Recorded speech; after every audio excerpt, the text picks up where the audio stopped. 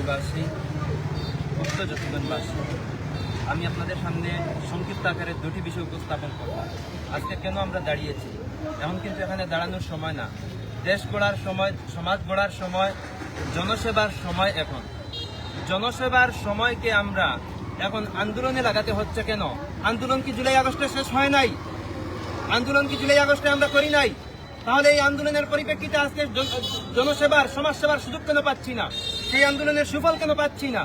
আমরা এখানে দাঁড়িয়েছি আজকে জকিগঞ্জের ওসি মহোদয়ের অনিয়ম, দুর্ব্যবহার এবং তার দুর্নীতির কারণে আমরা এখানে আজকে দাঁড়াতে বাধ্য হয়েছি। আমরা আজকে খুব নিয়ে দাঁড়িয়েছি। দুটি বিষয় আমি আপনাদের সামনে তুলে ধরছি। একটি হচ্ছে মাদক নিয়ন্ত্রণে ওসির দায়িত্ব কি।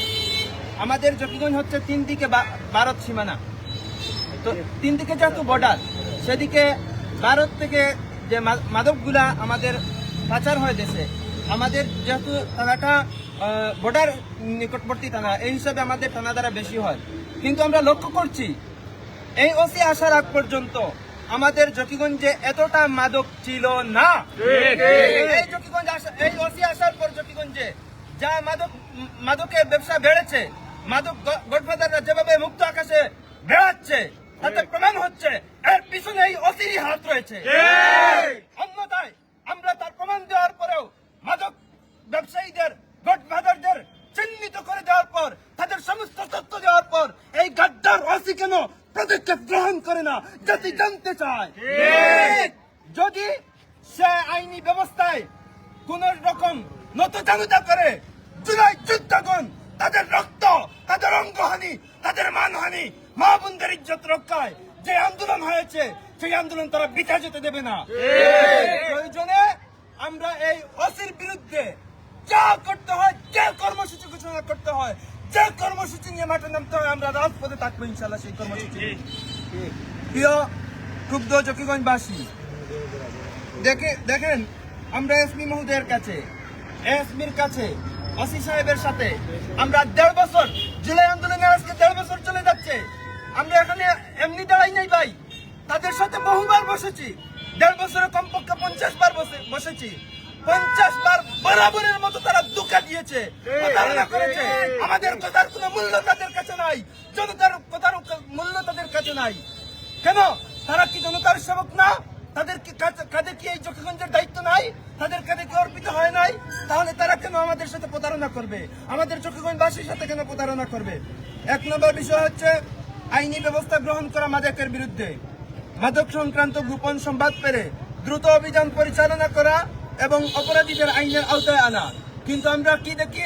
আমরা জুলাই যোদ্ধারা, সর্বদলীয় ছাত্র ঐক্য, আমরা তাদের সাথে বহুবার বসেছি।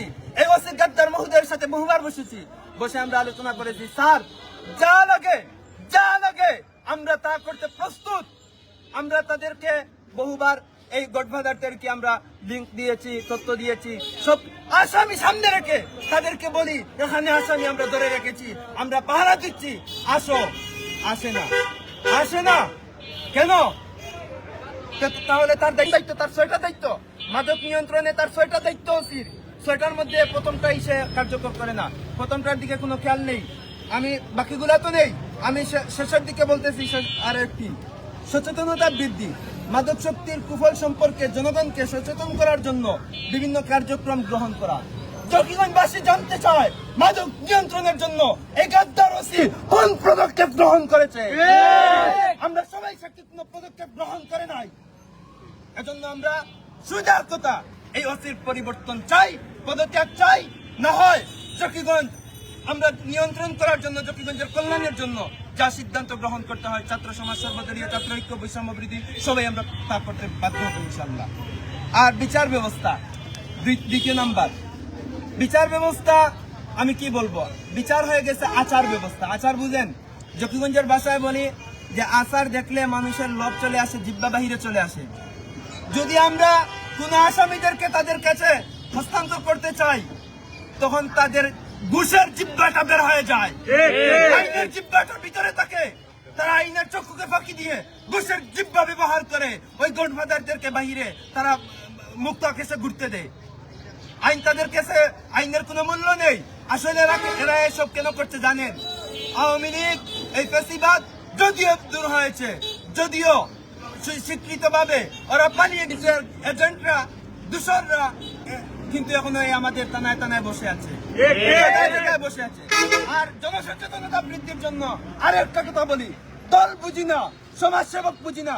যদি আপনারা ওসির সাথে কোন রকম অন্যায় কাজকে প্রাধান্য দেওয়ার জন্য লিয়াজু করেন, আমরা ছাত্র সমাজ রাজনৈতিক পরিচয় বলে গিয়ে আপনাদের বিরুদ্ধে দাঁড়াতে বাধ্য হব।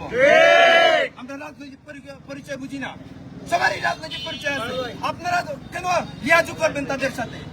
এজন্য আমরা এদেরকে হুঁশিয়ারি করছি, যারা তাদের সাথে লিয়াজু করে তাদেরকে আশ্বাস দিচ্ছে।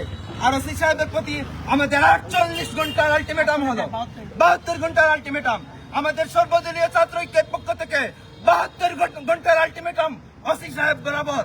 আপনি যদি 72 ঘন্টার মধ্যে যদি দৃষ্টান্ত স্থাপন করতে না পারেন আমাদের এই দাবিগুলোর মধ্যে, আমাদের দাবি 20টা আমি উপস্থাপন করতে গেলে সময় লাগবে। আমরা মিডিয়া দেওয়া আছে এবং আমরা স্মারকলিপি পেশ করবো তার কাছে। যদি সে 72 ঘন্টার মধ্যে কোনো কার্যক্রম সিদ্ধান্ত নিতে ব্যর্থ হয় তাহলে আমরা অন্য পথ দেখবো ইনশাল্লাহ।